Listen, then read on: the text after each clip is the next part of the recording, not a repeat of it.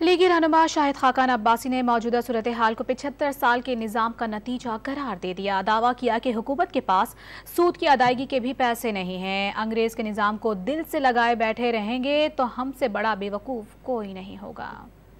ये बात हमें समझने की जरूरत है।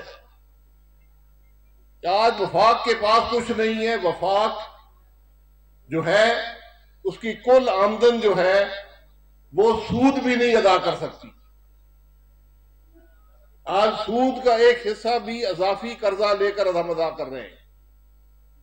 आज हम डिफेंस के खर्चात अजाफी कर्जा लेकर अदा कर रहे हैं। इस तरह मामला नहीं चलेगा। वो एक वक्त था चल गया और ये बतदरीज निजाम खराब होता गया हमारी आंखों के सामने। हमने दुरुस्ती नहीं की। आज वो निजाम की खराबी इस लहर पे पहुंची है कि आपका पूरा मुल्क खतरे में है।